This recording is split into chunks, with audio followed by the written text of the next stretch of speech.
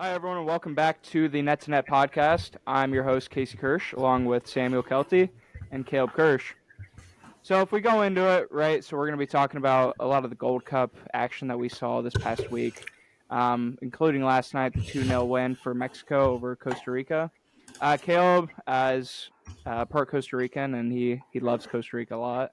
Caleb, what are your thoughts on this past match, and where do you see Mexico going, and how was the loss for Costa Rica? Yeah, it was a tough game. Costa Rica played well, to be fair, but a little bit too much quality in Mexico, I think, just overpassed us. Um, had we had, Keylor Navas, who knows that penalty goes in, and they didn't play badly. Our Costa Rica's defense is always pretty strong, but you can only take so many attacks where something's going to happen, like that penalty, or something's going to happen, like that flick that goes top corner. So they gave it their best, but we're not in a good moment right now with the amount of quality in our team, and hopefully we can get a new coach because I think he needs to be out of there. He's had a pretty awful performance over the last couple of months, so yeah, so it's a tough loss. Mexico was the better team, but only just. Sam, what are your thoughts on Mexico and how they performed, and where do you see them going in the future of this Gold Cup? Yeah, excellent question. So, Mexico, I was going into the Gold Cup. They're considered one of my favorites, other than the U.S. And Jamaica. Yesterday, they looked a step slower in the first half, but something happened in the second half which turned it on. If you look at it, Mexico had 14 shots to 8 on target, with Costa Rica having 9 shots and 1 on target. Mexico had 51 possession.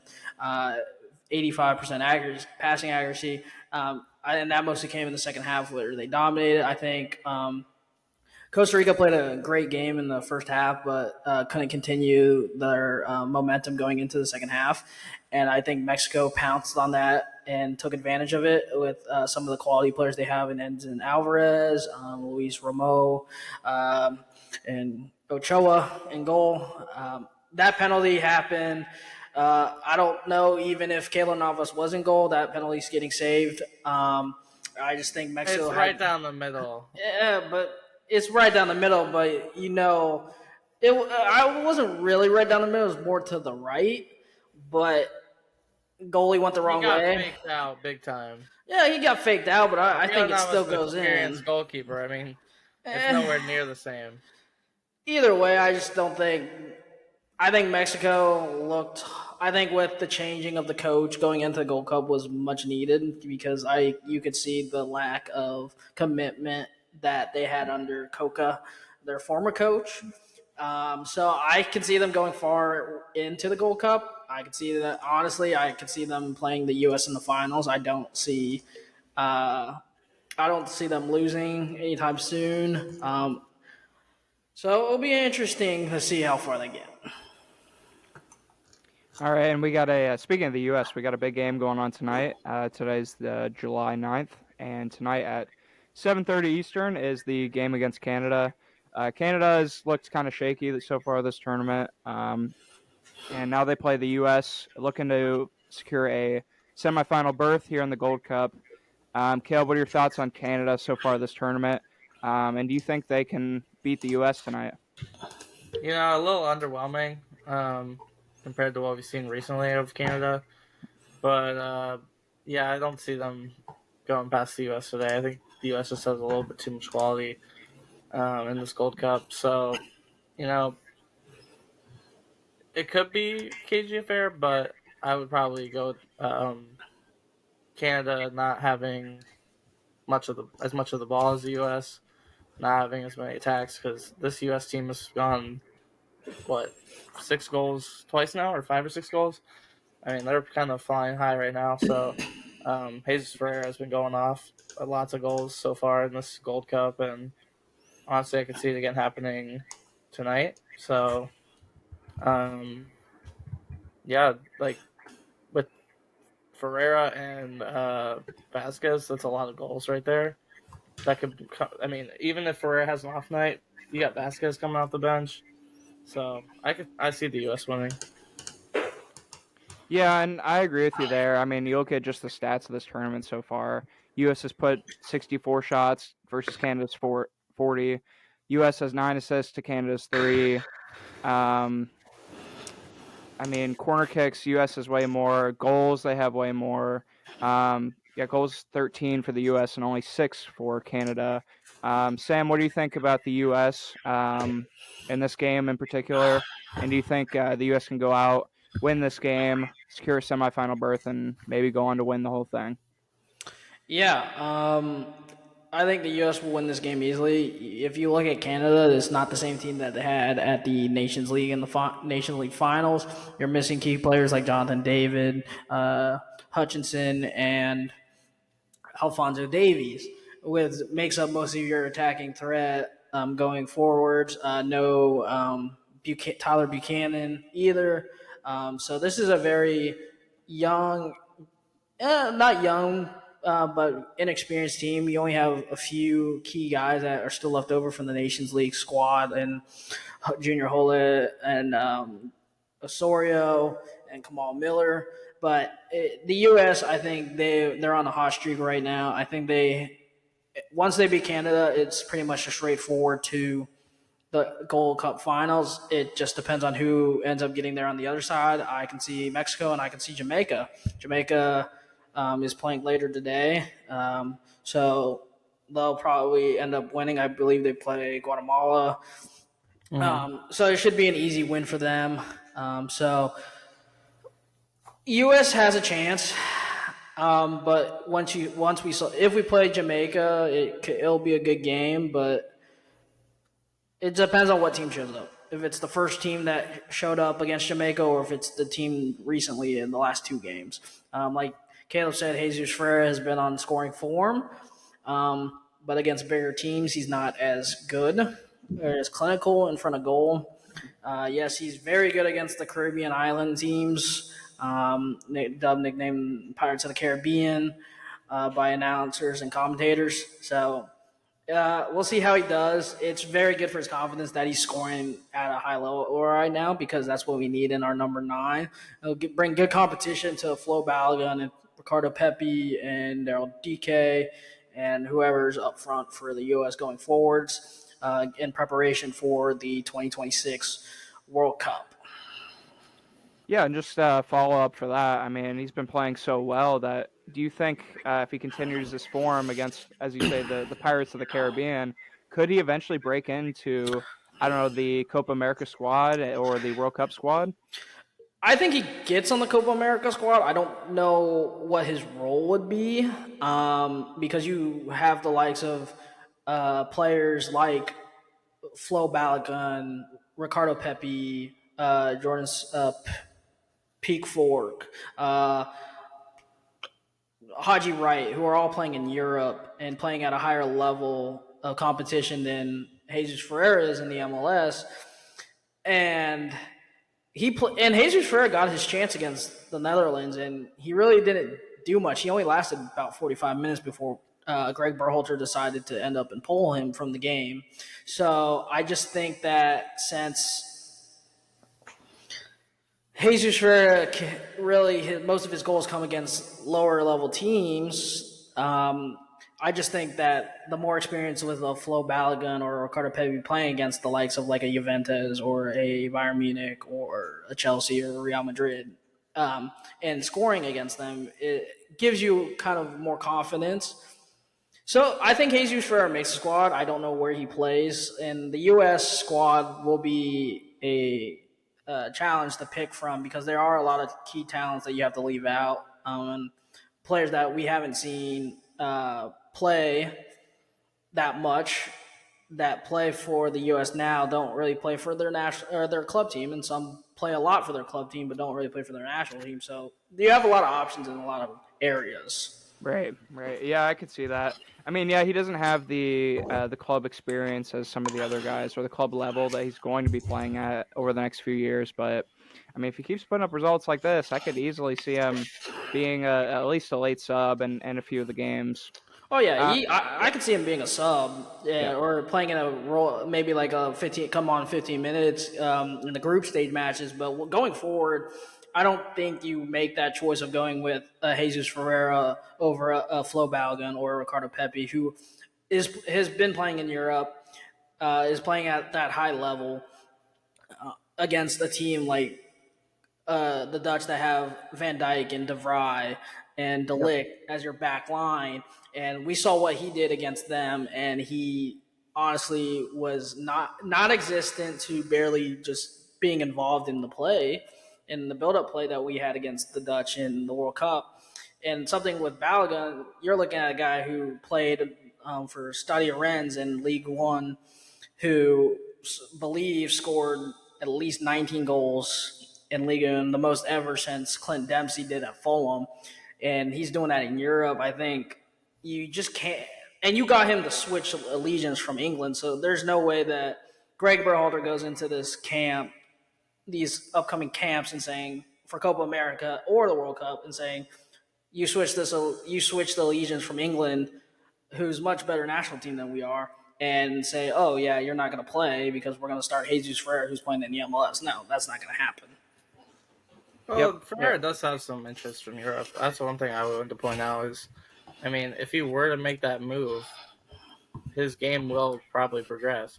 We saw some teeterings, with like Pepe when he did it, where he was not doing well for Augsburg, and then they loaned him, and then now he's at PSV now. So I could see him making that jump, but I could also see Jesus Ferreira making a jump, maybe even moving ahead of Pepe if he gets this form. Pepe does have a pretty good record for the U.S., but if you're scoring hat tricks in the Gold Cup consistently, and then if you do that in Copa America, who says he can't be first or second? Right, and I think a lot of it depends on these next few games. If he shows out, scores 2-3 goals, I mean, he's probably going to solidify a spot of at least 1 or 2 in the number 9 depth chart. So I could see that. I think you can make that argument if he does it in Copa America. You can make that argument against the teams like Brazil and against Uruguay and Argentina, but in the Gold Cup, it's mostly national teams B team side. So you have to compare it to if he's going against an A team side, because that's what you're going to go up against in a Copa America or in a World Cup. So, and then having that situation, you have to see Jesus Ferreira against top tier talent. And if he gets that move, like he's linked to Napoli to replace Osimhen if he ends up leaving, then we can have that conversation of should Jesus Ferreira be considered a starter in our U.S. national team? And I'll give it to him. He scores a lot of goals, and he's not your conventional number 9 who plays through the middle, stays high as a target man. He comes back, he drops in as a false 9 center forward role, like he does for a club, and it works out in the system we play in at the Gold Cup. But with our system, with our main guys, I don't know how well he'll fit with the likes of like a Flo, who can play that traditional number 9. Yep, I agree with that. I mean, it's going to be tough, but we'll see where he ends up in the next few years, whether it be Europe or still staying in the States. So another game this past week, Panama versus Qatar, a 4-0 win for Panama with a second half hat trick for Ismail Diaz. Just looked incredible out there, and Qatar just didn't look like they had quality against a Panama side who you didn't pick them as really a favorite in this competition, but I mean they still have a pretty good squad overall. Sam, what do you think of Ismail Diaz's hat trick just in the second half and how they propelled so easily over Qatar? Yeah, there's no comment of Panama has a good group of guys that have played together for a while. He showed his class out there against Qatar, who was just in the World Cup, not about 6-7 months ago. So he looked pretty good. He showed flashes. I think having what formation they kind of play is 3-4-3, and having him kind of receive the ball, cut into the middle, and look for open passes. And he was pretty much tearing up the back line of Qatar. Panama, they could be a sneaky team. I do believe they will go up against the winners of the way they U.S. and completely dominated the that winners game. of U.S. There were Canada. players from Panama just They're a good team, bursting but I past think the Qatar their run defenders is with going to ease. be over. And But they did look I good. don't know if that was just Qatar. Yeah, but do you think Yeah, they're a honestly, I think they sneaky could. contender here? They Do you think continue they to can play win like the they did Gold Cup? yesterday. Obviously, Qatar doesn't have the quality that we might see in other teams, but I thought it was over or whatever. But these guys are quick and they know how to finish. If you leave them open, they'll finish. And there was one where it was a tap in at the end. I believe it was honestly pull off an upset and win the whole thing. And towards the end of the game, where it was just a tap in goal, but they have real quality in their team. They made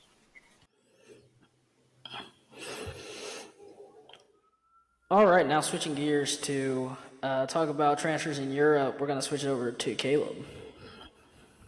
So, first transfer I want to talk about is the possibility of Mbappe and what that means for players like Tuchemani and Valverde. So, Casey, if you see Mbappe leaving, where do you think that leads Valverde and Tuchemani in terms of transferring to? Or do you see them staying?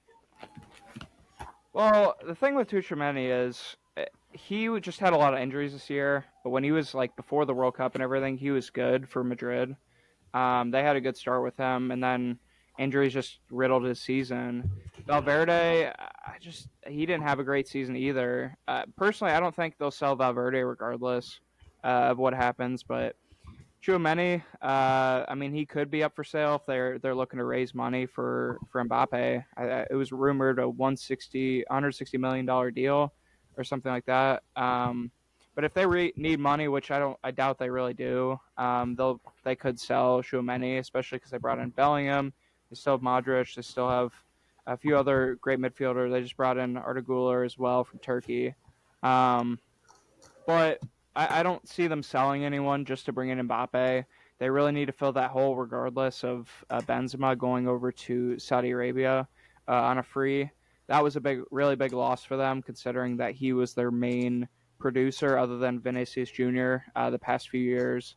But ever since Ronaldo left, Benzema was really their engine as an attack. But yeah, I think Mbappe would be a really good fit for Madrid just because they need that engine, someone who can push through the back lines and create. And Mbappe is really good at doing that. Now he doesn't sit back as much as Benzema does. They would have to change their way of playing a little bit. But next to Vinicius, just the two speedsters there, I mean, it would be incredibly hard to stop for any team, including my team, Barcelona. So, Sam? Yeah, I think Mbappe, like you said, your first question with Mbappe coming, I would love Mbappe to come to Real Madrid, but I just don't think. I think he wants to stay at PSG for one more year, get the money that he's owed, and so rightly is due. He deserves that money for all he's done for PSG since coming from AS Monaco.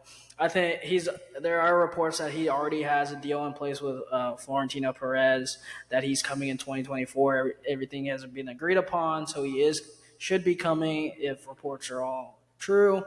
I know in the last recent day or two, PSG have lowered their pricing on him due to the fact that they know that not a lot of teams are going to pay that $250 million for him. And the rumors with Tchouaméni and Valverde, I've seen reports that they are looking to sell one of them, and I've seen reports that they aren't selling them. So I think if you look at it, yes, Valverde had a down year post World Cup, but if you look at it, his stats, he completed 87% of his passes. He had a 1.09 successful take-ons.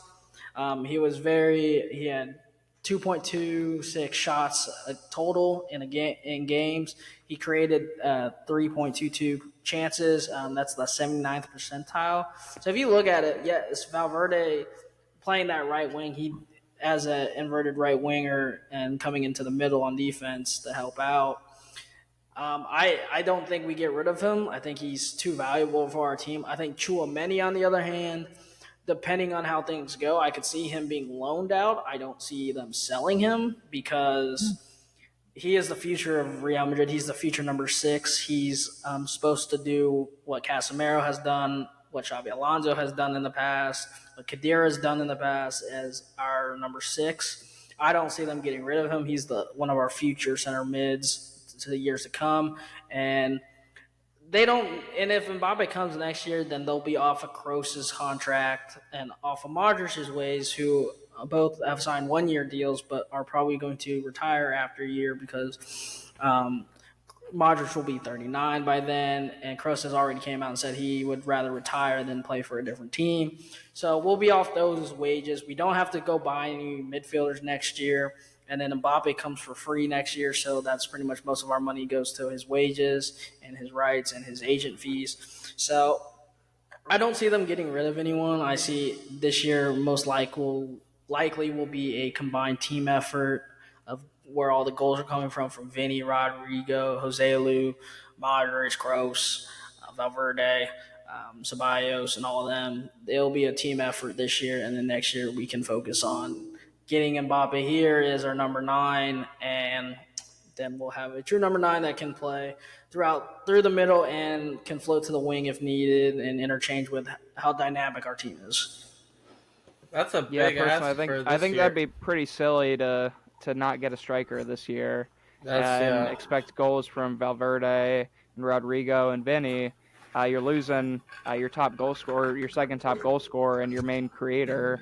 I think you need to at least do something this year. It might not be Mbappe because, like you said, he probably wants to go there anyways. Everyone already knows that, but just because he idolized them growing up. But I mean, you're losing a lot of creation and just playmaking from Benzema, along with his goal scoring, his top goal scoring. So I think you need to do something about that number 9 spot this year. Otherwise, you won't win the league again, and you won't win the Copa del Rey, and you won't win the Champions League or anything that you want to do this year, just because you lose so much production with Benzema. Mm-hmm. And it's a lot. It's a big ask for Jose Lu and Alvaro off the bench. He's very young. Maybe the thing that they could do to add to their team this year is just go out and buy a cheap young striker with lots of potential that they could throw in here and there. Maybe he could play the wing or something. Is there someone that you could think of that maybe able to fit that role then? I would say if we go after a striker, I know we're linked to Kolo Muani from Eintracht Frankfurt in Germany, the Frenchman, as a center forward striker who could play there and play on the wing as well. I believe it's rumored to be their asking price is about 55 million. If we can bring him in, I think that would be good because he could also be the future of our wing on our right side if we decide to play him there or play Rodrigo in some games. And he can play striker. I believe he scored, if I'm not mistaken, he scored around 20 goals, I think. All competition. So he scored about 20 goals all competition. So, and he's played a big role for Frankfurt and for France. So I think he could do the job until Mbappe came. You don't think Harry Kane is the option here? I know Bayern Munich just put in a new bid for 70 million plus add-ons. You don't think Real Madrid could offer that? I believe they can offer that, but like we talked about Kane on the last podcast, I don't think he leaves. I don't think he leaves due to Alan Shearer's record with only needing 47 goals left to break it, and also we're not going to pay 100+ mil for a 31-year-old in Kane. That's just, we could go buy like an Mbappe with that money, or we can go buy multiple players to fill our needs because I think we still need a left back.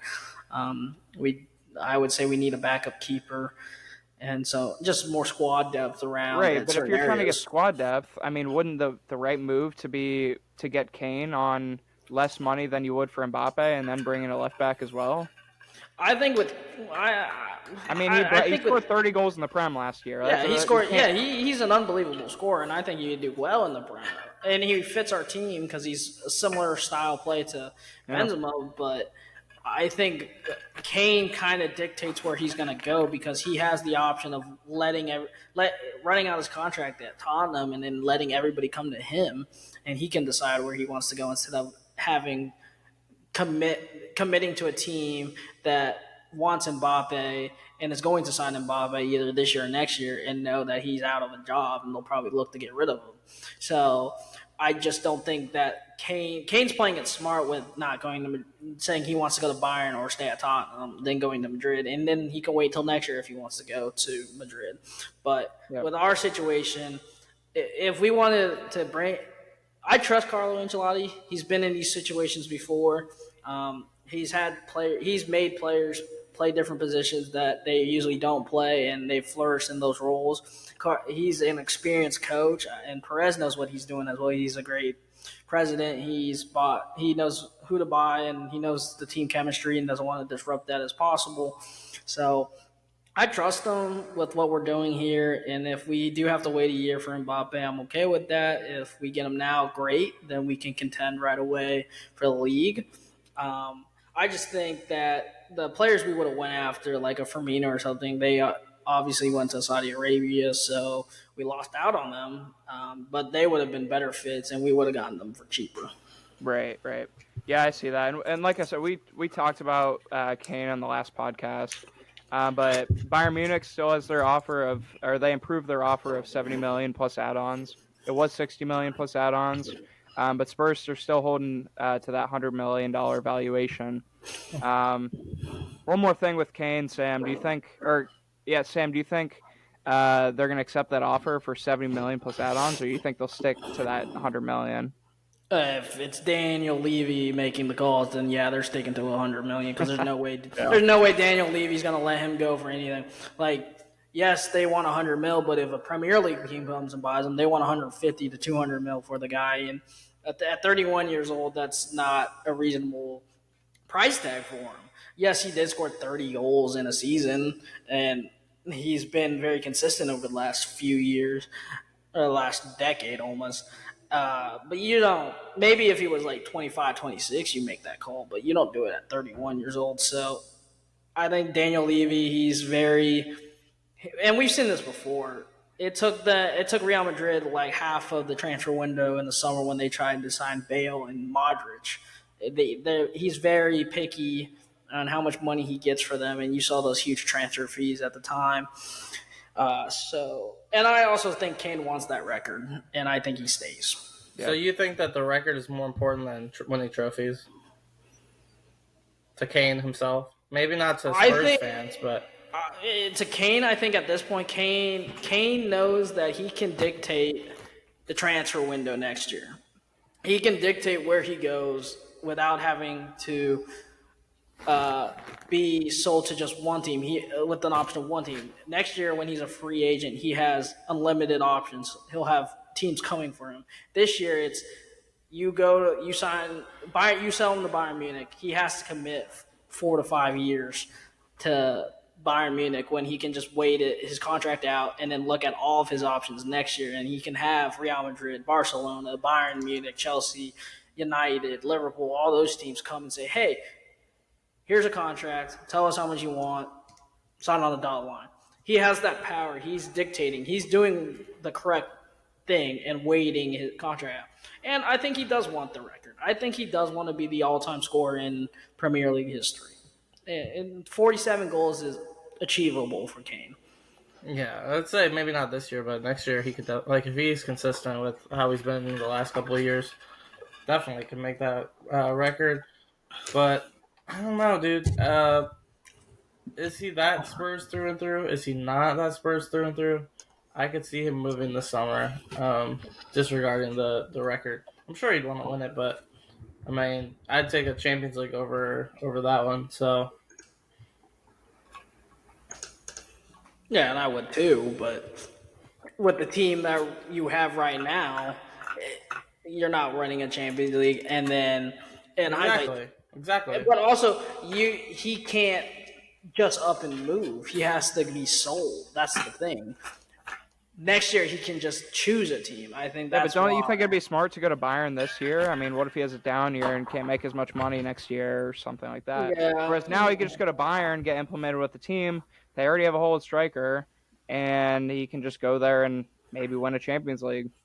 Yeah, but what happens if he commits to a 3 to 4 year deal, and he either gets hurt for a while, or he just doesn't play, or he. Well, then he has the Or he security doesn't of the play. contract, the 4 years, just like Hazard did when he played for Madrid. He got injured, he did nothing, and he still Yeah, got but his money. but you forget they tried to offload him. What if they Right, tried to but- offload Kane after a year because he couldn't? Well, he's guaranteed play. at least But a he would have trophy at to Bayern. he would have to accept it, and he would definitely get Exactly. trophies at Yeah, Bayern. he would accept it. Oh yeah, he could get trophies at Bayern, but I think Exactly. So I think that's all. I mean, if I were him, that'd be one of the main things I go for. yeah. And I'd go for trophies too, but it all comes down to what Daniel Levy does. But you think Kane would rather have the record than go to Bayern and win a trophy? I think it's a mixture of he wants the record and he also wants to wait and pick his team next year than having Daniel Levy pick his team for him. Yeah, I just think it's a waste of another year for him, and a waste of his prime just to sit Yeah, at it's a Tottenham waste of and his do prime, nothing. but we know he wants Man United. So If he wants Man Why United, then wait? why didn't he just go? because Man United wants because they want Man United to pay 150 mil for him. Because they want anyone outside of the Premier League to pay 100 mil, but anyone inside the Premier League to pay 150. And there's no way that Man United is going to pay 150 mil, nor do they have the expense to pay the 150 mil. So it's in that weird limbo of Kane has to force his way out. Kane would have to say, I'm not playing this season to force a move, which will not happen. He Well, could here's do it. here's another interesting one. Who's not to say that PSG go out and get Harry Kane then? Because he's really guaranteed trophies there. In the seventh best league in the world. Or whatever the ranking was. Oh yeah, they lost that. Yeah, they're guaranteed trophies. They're guaranteed the League One trophy. They're not Something guaranteed the that Champions Kane has League. never done. Yeah, but can you see PSG going out and paying 150 mil? I mean, they were talking about it for Osimhen. They're not going to go out and get a striker unless they need to. They have Mbappe still. If they sell Mbappe this summer, then you can make that argument saying yes, they might go out and pay that. Well, fee. if they sell Neymar, put Mbappe on the left wing, play Kane at striker. I know Mbappe has been wanting to play on the left wing for some time with a traditional number 9. If they go out and get Kane after selling Neymar, maybe that helps convince him to stay for another year. I mean, don't you think that would be a good move for PSG? Well, and they have Asensio, and then the option of buying Dembele for $50 million. They've been looking at doing that too. Well, Dembele is renewing his contract, so he's not leaving. But yeah, He has a $50 million release I also don't see Kane in Luis Enrique's system. Why? I don't think he fits it. He's not that. Kane's not that traditional number 9 that Luis Enrique likes to play with. You look at I what can he. see it working out that's pretty a fair well. argument. But I mean, you look at even Luis Suarez. He was still a playmaker when he was with Barcelona in the Luis Yeah. Enrique system. But Suarez is much more elusive, much more agile, much more quicker on his first touch and his ball movement around. Kane is that traditional target man who likes to stay straight in the middle, play the target man, and have Son and Kulusevski run off of him and just play them through. Suarez and Benzema are more that type of, yes, they can do that target play, but they can also float out to the wing and play as a winger sometimes, or drop in to midfield and receive the ball. Kane kind of likes to stay near the half field or in the final third. And that's not how Luis Enrique likes to play. He likes to play that tiki-taka that he learned from Cruyff, learned from Pep, from them. So the way Mbappe honestly fits Enrique's system more than Kane does, in the sense of how he plays. Like, you see that traditional. Well, Messi fit it the best, but they just Well, got yeah, rid of him. Messi fit it the best. Yeah. But Mbappe fits it better than Kane. Yeah, he should have just went to Inter Miami then, and then he would have really had a squad back. But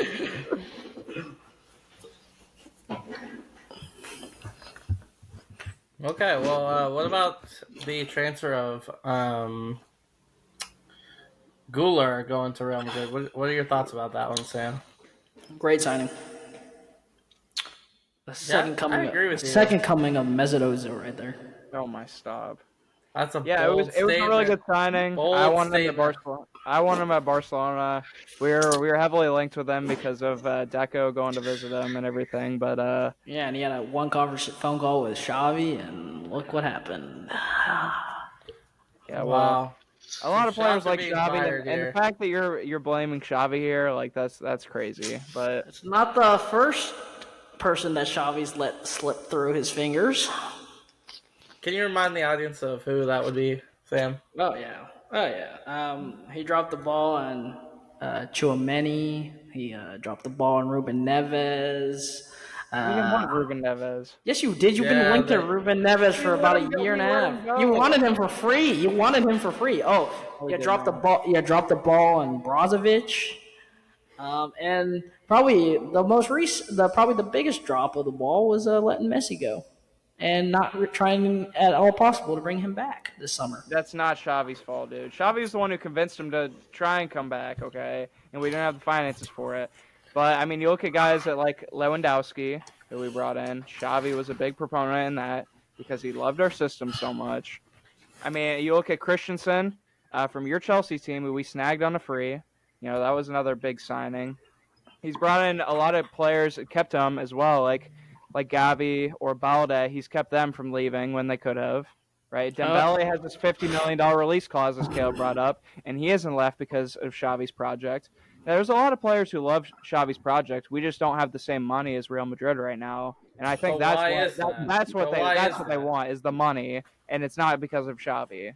Why don't they have the funds? It's been a couple of years since the whole debacle happened. Why don't You they know, have the money you look now? at businesses all around the world, and COVID was a big deteriorator of funds and income for a few years, and Barcelona was one of the biggest revenue generators just But if from you our don't have stadium alone, and we were missing all that because of our stadium, and also because our previous board screwed us basically and gave away a bunch of huge contracts that were undeserved and just far higher than the rest of the world basically. But how did you? And then you look at La Liga and they changed the salary cap rules just to hurt Barca and Real Madrid, who Barca had the contracts already, and it was to help the smaller clubs out.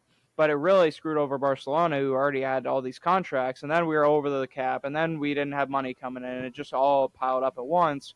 Then we had to take out debt on that, so it just all was building up, and you know it all leads back to Bartomeu, and he deserves to be in jail for it. So, But isn't it kind of funny how in some transfers it's Barca doesn't have the money, and then some transfers it's, oh, we got 60 million for Ferran Torres, or we got 40 million for Victor Rock, or we got whoever for this amount. Yeah, of you money. go out and sign. Then the Indigo next Martinez. minute it's you're broke. It's like you randomly generate a certain amount of profit at a certain point, and that's just rushed out the door immediately. Whereas you have a whole system of La Masia where you can pull people from, which well, we have your I mean, whole young all your you look young at players Pedri, you are look at coming Gavi, from. you look at Balde. I mean, Pedri and Gavi were two previous Golden Boys. They were both from La Masia.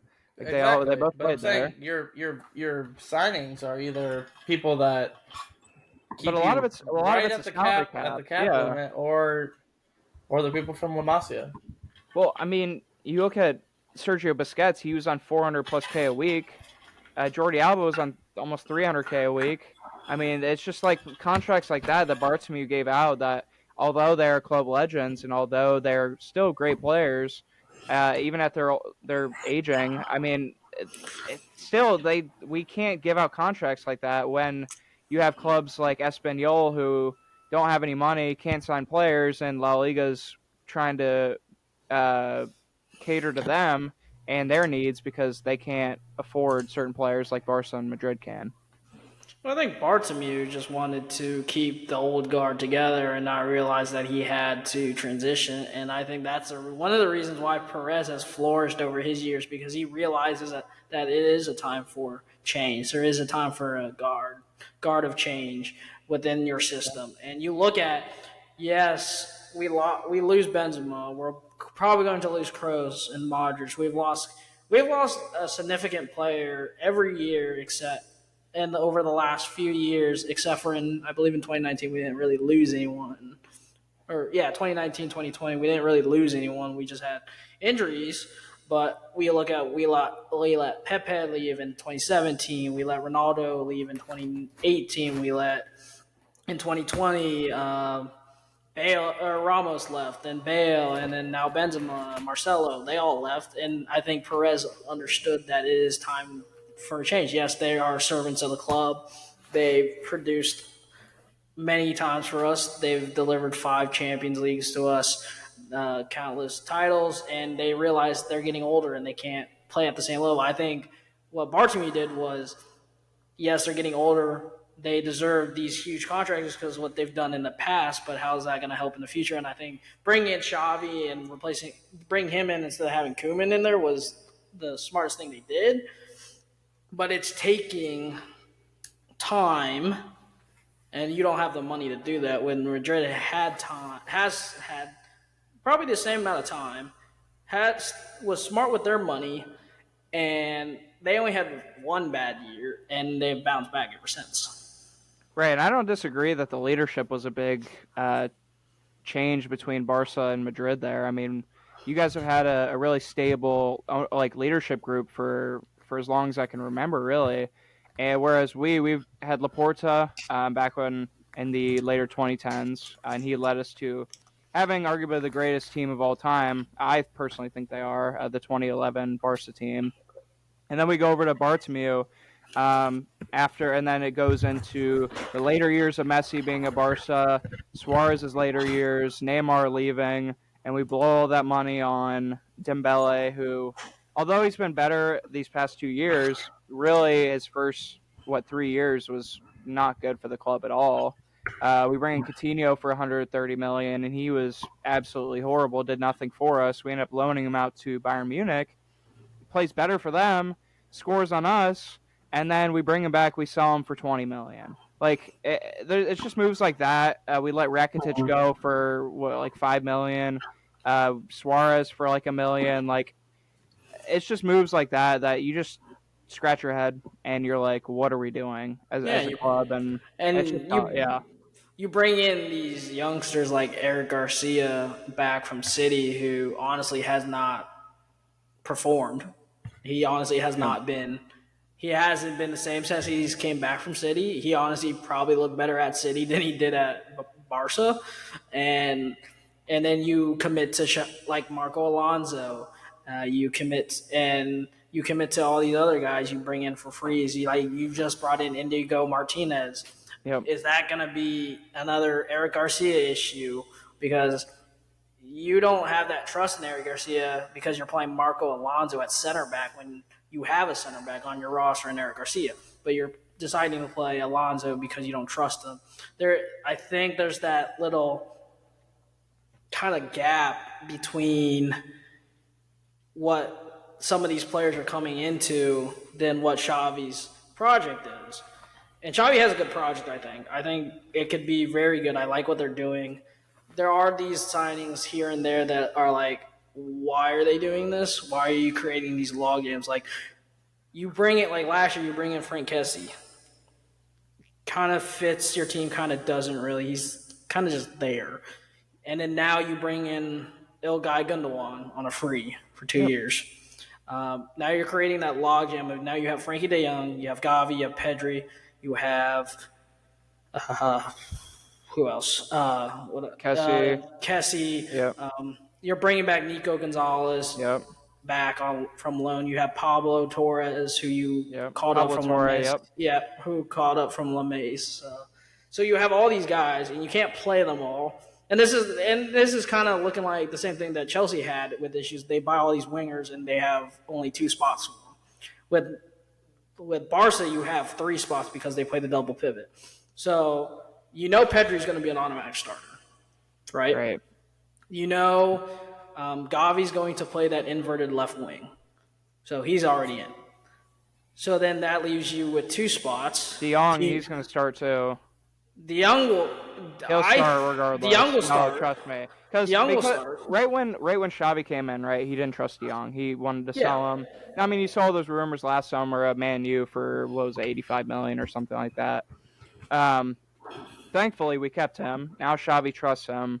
He started most every game this past season, and I think he'll start this next season too. It's just who fills that Busquets role has been our question in the midfield. Now, I think we'll sell Kessié. I don't think we'll keep him. I know Saudi Arabia was looking to put in a bid for him for like $15 million or something like that. Now, we brought him in on free, so it wouldn't be horrible. I think he's worth $30 million, but just because he's a quality player. Put in 25, I believe. Liverpool is interested for like 25 mil. Right, and even that wouldn't be horrible just because, I mean, like you brought up, we have a lot of midfilders with Gundogan coming in, and he's just quality. I hope we start him. He has to start. I hope we start him too. I just don't know how it's going to work defensively in that midfield because we had Busquets, who was just such a great defensive midfielder, whether it be controlling the game or winning aerial duels or just standing tackles, interceptions, and everything. But we'll see how they fit in with the midfield, but it's going to be hard to fix that midfield when Busquets isn't there, just because he's been around for so many years, brings that leadership, brings that technical ability, and just really calms the whole squad down, I would say. Mm-hmm. Yeah, and I know Xavi loves Gavi, so Gavi's going to play. Yeah. And then you have the situation of Caleb mentioned Dembele might be on his way out to PSG, but Dembele last year was playing a lot on the left wing. So if you're going to move Gavi to that inverted left wing, then that means you have an issue with Fati, Rafinha, Dembele, Fernan Torres. So then you run into that issue of who the heck do you play up front with Lewandowski? And so Rafinha is always in the news about if he's leaving or staying. No one knows. Dembele never stays healthy. Fernan Torres is young enough that you still could do something with him. And then Fati is a gem, so you don't want to lose him, but there's a chance you do lose him. You can't keep them all happy. So then I don't get those reports, but yeah. Barca has that issue of, because you know between Barca and Real Madrid, you can tell in Real Madrid who's starting every game and who's not. Barca, you don't know who's going to be who's locked down the position. The only positions that you know that are locked down are striker, goalkeeper, and one of your our defense is all locked down. No one's starting over Christensen. I would say 3 Araujo, of or Koundé. No one's starting over those 4. We had the best defense in the world last year. Why would we change anything? You had a good defense, but I would say 3 of them are starters locked down. Who's not guaranteed? Your other center back playing with Araujo. Really? Yeah, not Araujo. The guy that's Christensen. You're saying Christensen? Yeah. I don't think Christensen. No, I don't think Christensen's locked that down. He has to get healthy. See, that's tough. Yeah. I think he's a guaranteed starter. I mean, you look at what we did in the league and in the world, and because we brought him in from Chelsea on a free, and he played amazing. And you only saw him in Chelsea. He played 2 different roles there, and although he didn't play as well with Chelsea, he's just a different beast. Well, I'm not even saying he didn't really want to be at Chelsea's for many years. He did not want to be there. He didn't really like Chelsea, but you don't bring in a starter, an in and out starter every week, and Indigo Martinez, who came from Atletico Bilbao, not to just not play.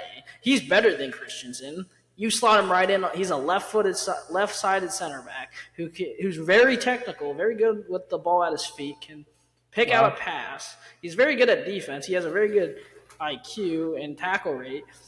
You just don't. You have to start him. I think he's your starter because Eric Garcia has proven he's a liability because he goes out and gets red cards or yellow cards every 5 seconds of the day. Koundé is your right back, but he hates playing out there. Yeah. So unless you change to a 3-back, but you won't change to a 3-back because you have the likes of Balde, you have the likes of Kunde playing out there, and you have Dest, but who knows what Dest is going to be at the next 6 months. He probably won't be there. So then you have no cover. You got Sergio Roberto. Yeah, you have Sergio Roberto, who's 34, 35 years old now, getting older. He's been like playing 32 or 33 now. He's not that old. Yeah. He's been playing in the midfield lately. And then Marco Alonso, who's also a liability on defense because the man can't defend. He actually played way better than I thought he would last season. He played pretty well when he played center back for it. Not left back, but he played pretty decent at center back. Now, I will say, Sam, that what happened to us last year, right, the reason we didn't go through the Champions League knockout stage is because we had injuries to Araujo, to Christensen, to Kunde, and our defense was just in shambles, really. And I think this Martinez signing was just for that reason, that if we do end up having an injury, that he will be able to fill in. We won't have to play players like Eric Garcia, who I'm not a huge fan of either. I know Xavi's he's put him in at that 6 role a few times last season, but he's better there than the center back, or he was last year at least. He's better on the bench picking up shin guards than he is playing on the field. He is such a liability. It is terrible. I think he has some untapped potential at that 6 role, but that's just me. But I think Barca, our defense is going to be really good again next year. We're just going to progression all around. Araujo is probably 1 or 2 best center backs in the world right now. And I just don't think that anyone could get past us. So, yeah, I can see that. Yeah. Honestly, I am interested to see if Indigo does take over that starting spot. There's no way. Where do you see Dest going? Where do you see him going? That's my next question. So we talked about this last week on the pod, right? We talked about, the question was what America needs to move the most. And my pick was Dest, because I think he won't get any game time at Barcelona. He might play in the preseason a little bit, but I said he would be a great starter in the Premier League for one of the lower level teams or one of the newly promoted teams. If they were to pick him up for $15 million or so, it'd be a really good signing for him. Just considering he's so young, he's got potential. You look at him in the U.S. national team; he's really good for us. But I could see him going to one of the newly promoted England teams, or even just a mid-table team. He won't start for one of those top teams like Liverpool or Tottenham or Chelsea or any of the top 6 teams really. But you see him go to a mid-table English team or a lower level English team fighting fighting against relegation, and he would start there, and he'd be good fit there. So anywhere in that range. Yeah, I said this. I said the same thing last week. I said a great spot would be Crystal Palace. They haven't had a good right back since Aaron Wan-Bissaka left. Or Fulham. Fulham tried to bring in Kevin Mbabu from Wolfsburg last year, and that just did not pan out. They loaned him out. They tried to bring in Cedric Suarez from Arsenal on them. That didn't work out either. I think playing with that kind of a team with teammates he's played with before, and Tim Reams and Anton Robinson, or going to Crystal Palace and playing with Chris Richards, I think would fit him perfectly because he has good chemistry with them. He's still young enough that he has good potential, and you know how he plays for the U.S. It's a different version of him when you see him, because we barely saw him in the at AC Milan. He was barely losing. I believe he last played in February. So we're thinking, how do we end up moving a player like Des for less money than what they got him for, because he hasn't played, and you saw Pioli lost confidence in him because he just wasn't getting it done defensively and offensively. So they started playing Florenzi. So that's my thing. Des has to regain his confidence, and he has to move. There's no saying he can fix it at Barca. Like some people were saying, like, for example, Pulisic, they were saying, oh, yeah, Pulisic with a new manager, he can regain his form, play. No, Des is that player that has to move. He needs a move, and he needs it now. Yeah, I don't think he doesn't. Yeah, he's stuck there, and he's not going to progress. Yeah, he would definitely be stuck. He wouldn't get any game time. I know Xavi doesn't believe in him, and we have better players at his position. And although that they might be out of position, like Koundé, he's still way better than Des is or probably ever will be. And Des just needs that move just to get his confidence up, just to make sure he's playing, progressing, and so he can bring it back to the U.S. national team for us to watch. Mm-hmm. Mm-hmm.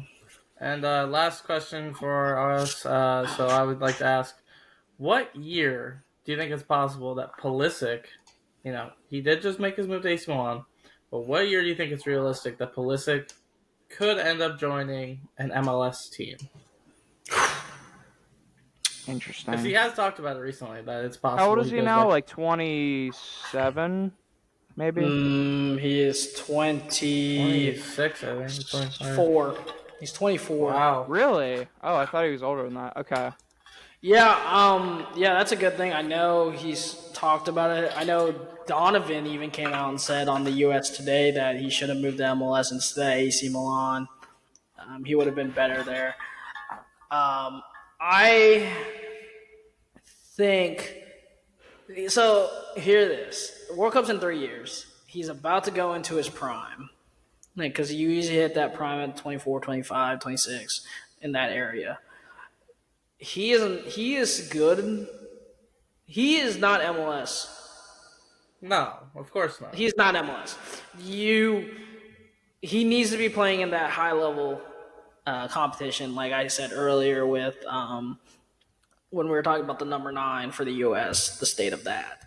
Pulisic is our captain. He is our best player. He is probably our best player since Dempsey and Donovan. He has to play. He needs to play in Europe. I think the way that Italy plays and the style that they play at is different than the Premier League, but it fits his style more. It fits his style more because he likes to receive the ball out wide and go directly in, cut in, go make that direct run to the goal, and let his other players kind of fit in where he left from. So, and in Italy, it's a lot of dribbling. It's a lot of one-on-one attacking.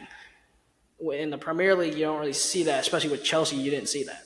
So the way that Pioli wants to play him, he wants to play him as a 10, right behind the striker. Pulisic has played a little bit for the U.S. as a number 10.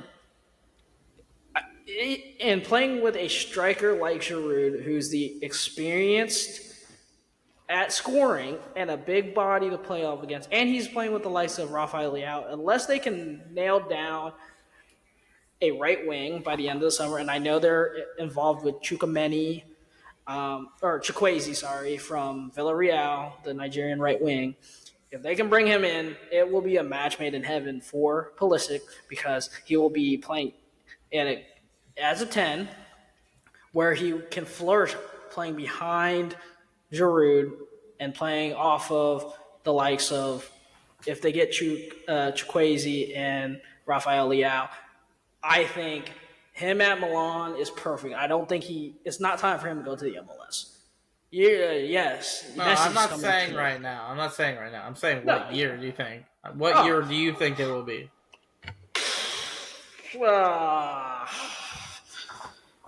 Probably like when he's like 34, 35. He's not coming until later. Wow. Yeah, I could see it after the 2030 World Cup. I mean, he's still going to be about 30 years old at that point. But he'll be about 30, 32-ish. But he's going to be in his prime. I can see him staying in Europe for even longer than that, to be honest. He's just got that talent. I think AC is going to be a really good fit for him, especially that number 10 role where he can just create. And that's what he's always really been good at, is creating. And although he can score for the U.S. national team, he's a great passer. He's a good facilitator. He knows how to run a team, whether it just be the U.S. or maybe he brings to Milan. You didn't really see it at Chelsea, but you saw a lot of creation when he played for Dortmund. So I think he can definitely take the next step and be a quality playmaker for this AC Milan team, who are in the Champions League and can really make a push just like they did this past year. Yeah, I see him go. Here's my theory. I see him going to MLS post 2026, and he's Really? not. Yeah, Okay. he's already talking about going to MLS, and he just signed. I see him maybe in a couple years doing it, and I see him likely going to Philadelphia Union, which as a Crew fan, that does not sound nice playing against Pulisic when we got, at the moment we have a makeshift defense. So I see him going back to his home state, and just it would be huge for MLS. It would be huge. It would be not to the likes of the Messi signing, but in terms of one of the greatest American players so far that we've seen. I mean, he's still young, so it's hard to say he's one of the greatest. But on his performances, they've been a lot of them are very good for the U.S. So I could see that. I could see that becoming a thing, right after the 2026 World Cup. So would you compare that to a Dempsey coming back to Seattle, or just the MLS in general? Yes and no. I see Pulisic as a bigger name at the moment than what Dempsey was back then. Really? Yeah, because I mean he's got more of a. Sure, Dempsey played for Fulham, but I just see Pulisic as more of a worldwide name now. I mean, we saw his billboards in Qatar on the buildings. That's how highly they rate him as a player, and as a name and as a face. I see him being bigger than Dempsey. Yeah, he's the LeBron James of soccer, right? Exactly. And no, Sam or the viewers who haven't seen that clip, it's it's LeBron James's show, The Shop, and people call Pulisic the LeBron James of soccer. So no, it started on Pawn Stars. It started on Pawn Stars. Oh, that's right. It I was about Pawn to say, Stars. Yeah, Okay, it was Pawn Star. Because I remember he was that. like, "Let me bring in my expert," and he was saying that he plays striker I've seen and that center clip. mid or something. That's right. That's and he's right. That was so LeBron James bad. of soccer. No, I remember that clip, but going off what Kirsch said, he's a bigger name than Dempsey. Dempsey, you have to realize that Dempsey and Donovan played in an era that wasn't big and wasn't just starting out with social media and didn't have that exposure that Pulisic and the others have nowadays. So, and you look at it, Dempsey and Donovan are legends, and I think if they were playing at their heights now, I think they would be even bigger because the way they played and the way they handled themselves, I think they would have fit better in the Premier League and having that spotlight on him. And Dempsey, yes, he did play for Fulham, but he's one of the most. When people think of the U.S., they think of Donovan, they think of Dempsey, and Pulisic. I'm not saying they don't think of Pulisic, but I think if you put Donovan or Dempsey in Pulisic, what Pulisic's doing now, with how big social media is now than it was back then, I think they would be as big as Pulisic or even bigger, because yes, they're big names, but they also can. You look at it, Dempsey has flourished in the Premier League. Pulisic, hate to say it, hasn't done a whole lot. Yes, he won the Champions League, but he really didn't contribute to the Champions League. In the semifinal, I believe he scored. And leading, Semifinal, he did not score. score. Or was it Christian quarter then? I think it was the round of 16 because I thought he was hurt in the next two rounds because he didn't play. I don't remember seeing him playing. Pulisic, yes, is our biggest name since those two, but there would be no. He wouldn't be as big. I would say it doesn't start without Dempsey and Donovan. Sure, it doesn't start without them, but I'd say he's a much bigger name now. Well, yeah, because of how big social media is and how big the sport has grown since. But if you're talking about... Do you think it also has to do with the strength of U.S. soccer now? Back then, we weren't regarded as like a big-time nation in terms of ranking. Exactly. So if we put Dempsey or Donovan on this U.S. team with our ranking now, they would probably be bigger because they also were doing it for country and club. Pulisic has only really done it for country. He really hasn't done it for club. If you I look would at say it, that's partially on the mismanagement of Chelsea over the past year and a well, half now. even that he really didn't. He was decent at Dortmund. His Decent most goals. Sam, he was really good at Dortmund, dude. He was pretty I good. mean, he garnered a $60 million deal from Chelsea, who believed in him at that point. And although Yeah, and he I was just thought, because he was young, but he was and I also thought a great Chelsea, player. I love Pulisic, but I thought Chelsea overpaid for him. Oh, I think everyone did. I think I love everyone the did, move, but you but look it at was it, based on potential. I mean, that's what it was. yeah, but you look at it like, yes, he garnered that 60 mil, but his most goals he had in a season was only 4, and I believe he didn't have a ton of assists. And you're looking at the likes of like Jadon Sancho, who went for more because he had the goals and the assists. Dempsey had the goals and the assists for club. He contributed to their big run when Fulham made that run for the Europa League. They made it, I believe, to the semifinals or the finals. It was semifinals or finals. He contributed to it. He scored the most goals as a U.S. player in a top 5 European league that just got broken by Flo Balogun, who last month wasn't even a U.S. player. So we're looking at it as Dempsey, Donovan.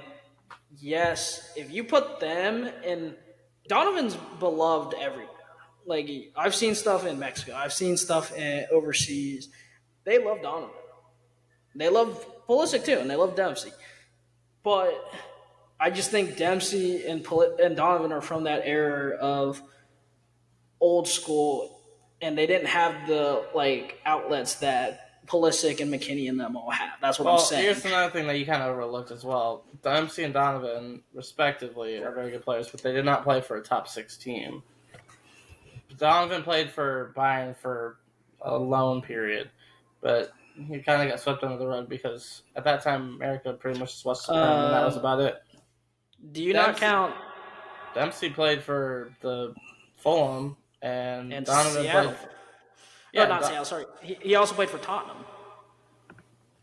Dempsey played for Tottenham. That was okay. That was a short amount of time. That is true. But I'm saying in terms of Donovan, he played for Everton and Bayern Munich. Bayern Munich, no one really cared too much, I don't think, and those guys got the most support when they were in MLS. Yeah, and some of those. Which Pulisic would be one of the most beloved American players, I think, if he came back after. Say they make it. I don't know how well the U.S. is going to do in 2026, but say they make it to a semifinal, and he were to come back after that. You can make that. Yeah, you can make that argument that how far they get into the thing, but based off of right now, Donovan and Dempsey have led. Dempsey and Donovan are the top 2 scorers in U.S. history. They've also led U.S. to the farthest they've ever gotten in the World Cup in most recent years. Pulisic, other than winning the Champions League, he hasn't done much for his club. And with the U.S., he's known as one of the guys that lost our 2018 qualifier, that lost us a spot in the World Cup. He was a baby then. And yes, I know he was young. He was young. I know that's harsh to say. It is harsh. But Pulisic right now is and I'm not disagreeing with you at all. It's saying that Pulisic is our best talent since them, though. Sure. Since them. But with how social media and how the media plays Pulisic, I think Donovan and Dempsey would be even bigger, and they would also be in more scrutiny than Pulisic. Because you say, yes, we scrutinize Pulisic's time at Chelsea, right? Uh-huh. Would you agree? Sure. But I also think it's them changing manager every other. But then you have to say, how bad would it be if Donovan at Bayern Munich's thing went badly in this day and age? He would be even more scrutinized at Bayern. And sure. Dempsey, same with at Tottenham. he'd be even more scrutinized because they're supposed to be these next big U.S. legends. If they weren't legends yet, playing in this era, they would be so much more scrutinized because they're at clubs and they're supposed to be our savior. Mm-hmm. Here's one thing I just want to end with real quick. The thought of Dempsey could have going to Liverpool. It's something that I think about sometimes. It would have been a swap with Henderson. How differently everything could have been. Henderson going to Fulham and Donovan going to... Where would you play him? Dempsey going to Liverpool. Probably striker. Over Torres? No, that's not Torres. No, that's not the same time period. That probably would have been more Suarez time.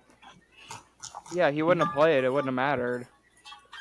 Yeah, he would. Exactly. Dempsey was at Fulham from 2007 to 2012, so he would have played with Torres. Yeah, I guess that would have been the Torres era. It would have been Torres era, and then he would have been there the last year before Suarez. Well, he could have been instead of Sturridge. If that deal would have gone through, it could have been instead of Sturridge.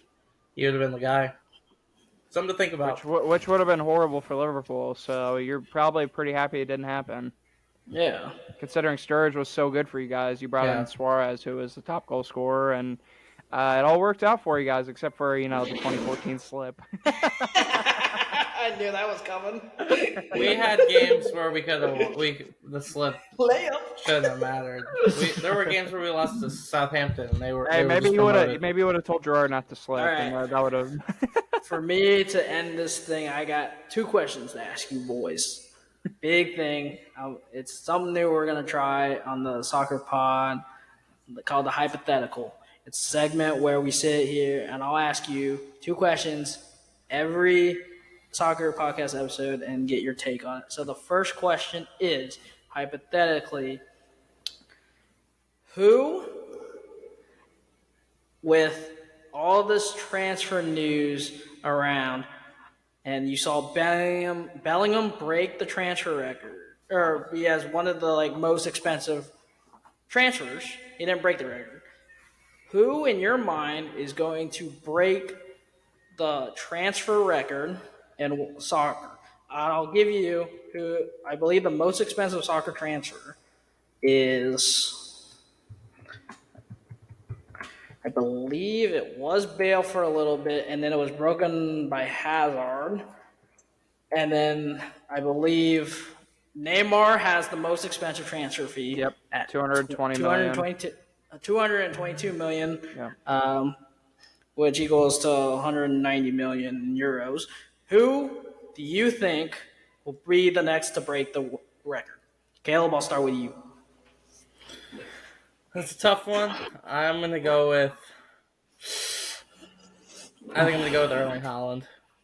A couple years from now, he might want a new challenge. It'll be...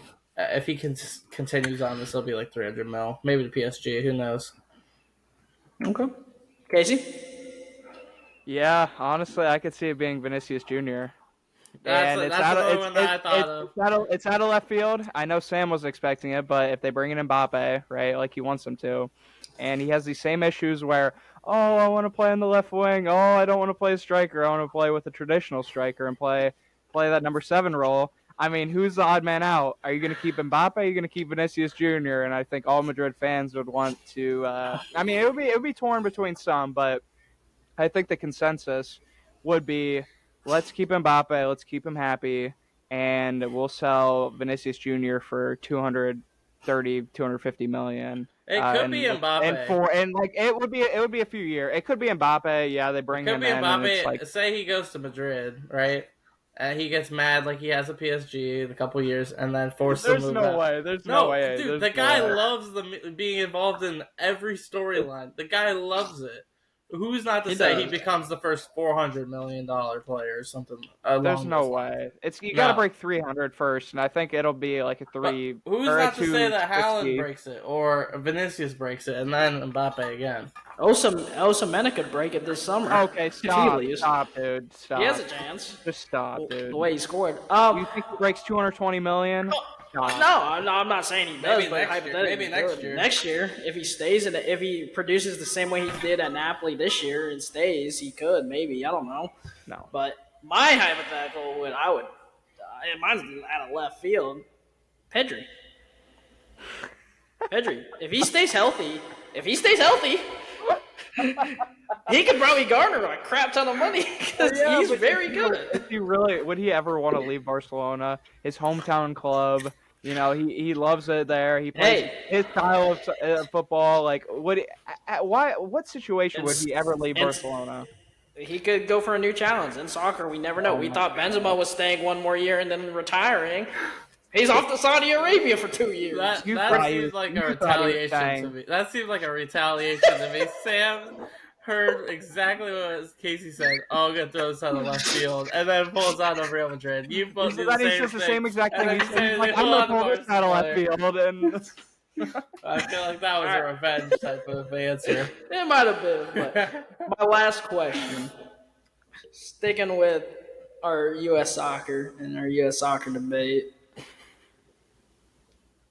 who in our team, our all-time team, and with our current squad, who in our current squad should already be a lock for our all-time best U.S. starting 11?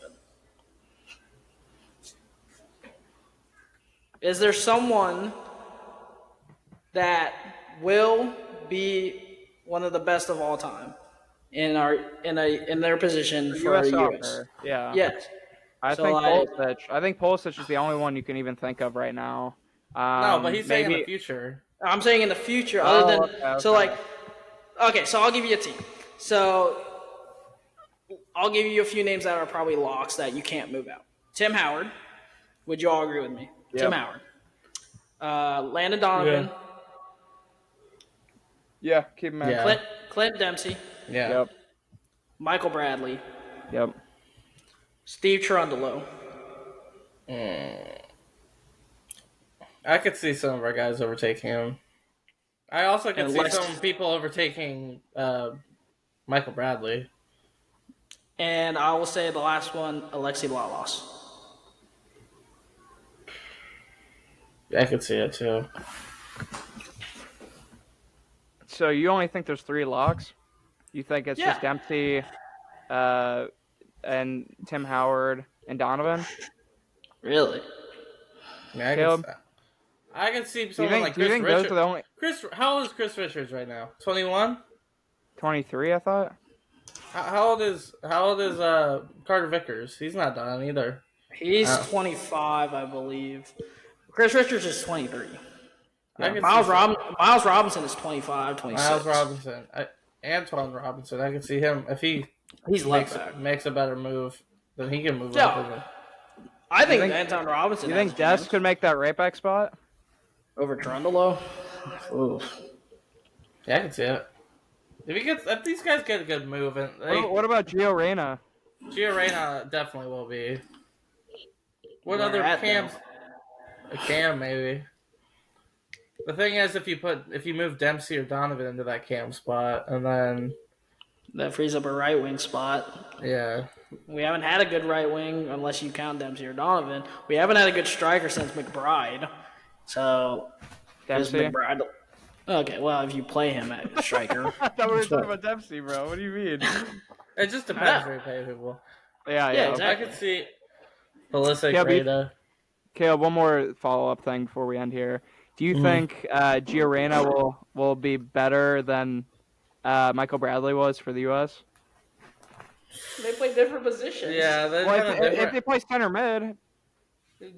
Bradley played the 6. You would have to compare Bradley to Adams. Yeah, Bradley and Adams. I don't see Adams passing Michael Bradley. Really? Michael Bradley is a great number 6. So it's probably our best number 6. There's no way he's getting. Yeah, but Adams has already been amazing, and he's only 23. Yeah. I can see it's just weird because Bradley was a rock. And you got to think of it too. When Adams went down, Leeds really went down the tubes. Yeah. And you look at Toronto; they've went down since Bradley's played. He's been hurt. Yeah, they've won Since 7 he's games. played, he went down. Yeah, since he's played Sam, they've gone down. Yeah. I mean, they are kind of down in dumps right now, but Bradley's been hurt for a while. And they brought in Lorenzo Insigne, and they've only won 7 games with the guy, dating back to last year. yeah, That's Bradley's fault. You need someone in that midfield. You can't just be a Sorio. Yeah, I mean, look at what Chicago Fire is doing right now. All they have is Shaqiri. Hell yeah. What about Altidore? Does Altidore make a play in there? no. Yeah. I don't Over think Dempsey, no. so. No. Oh, okay. There's a case. He'll be on the bench, but he won't start. Well, to be fair, the first hat trick in World Cup history was an American, so I mean that's more than Altidore's ever done in the World Cup. So. Oh god. Not sure of his name, but I just know that fact. All right. We will end it off here. Thank you all for listening. Make sure to subscribe on YouTube and follow us on Spotify. Follow us on our socials and give us a like on YouTube. Thank you all for listening, and we will see you all with our basketball podcast, and we will see you next week. Peace. Later.